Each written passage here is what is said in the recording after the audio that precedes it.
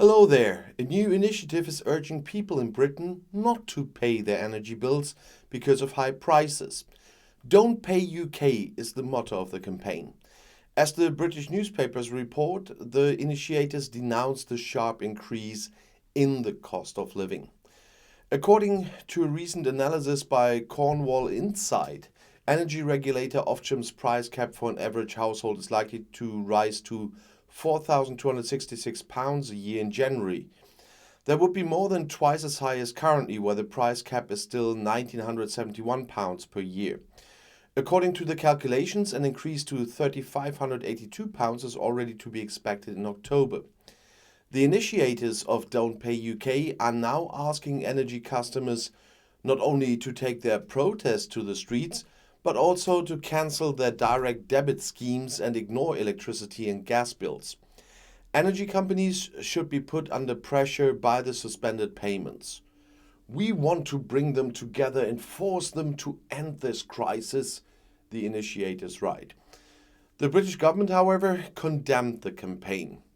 This is a highly irresponsible message that will ultimately only drive up prices for everyone else and hurt personal creditworthiness.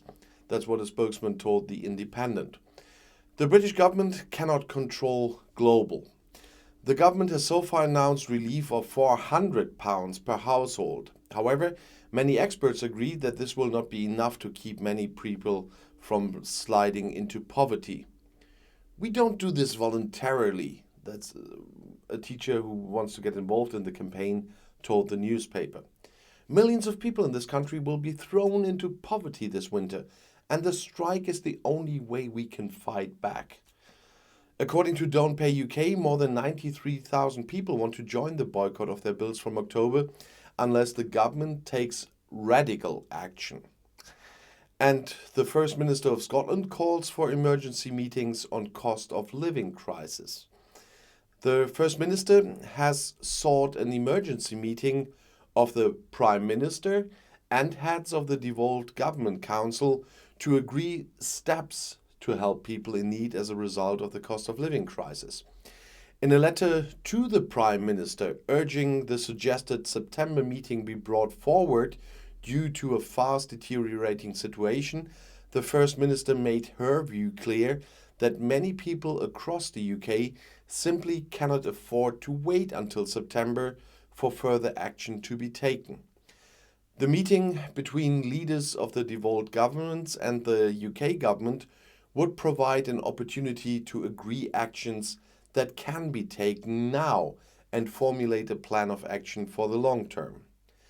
The Scottish Government Resilience Room will convene this week to discuss what steps can be taken to urgently ease the burden on households across Scotland, both now and in the future.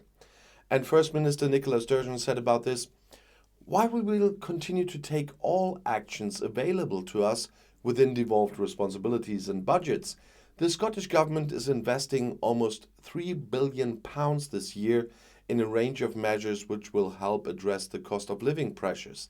It's a statement of fact that many of the levers which would make the biggest difference lie with the UK government.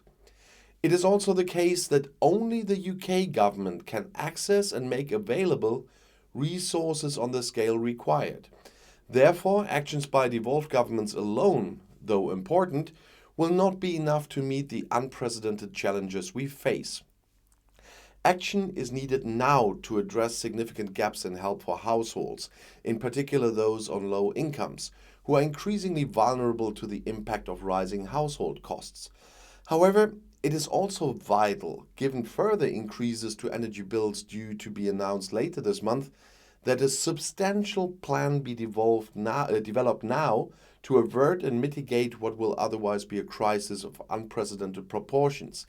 A crisis in which many people will be unable to feed themselves and their families or heat their homes. While few will escape some impact of the cost of living crisis, these impacts are not being experienced evenly.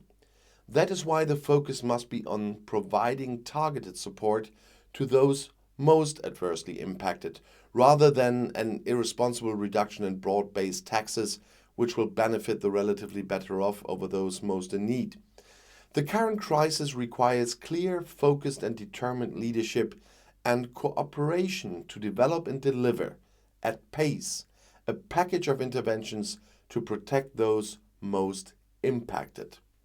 And she said it, most of this lies with the UK government because of the current law of Scotland within the UK. And I'll see you in my next video. I'll be back.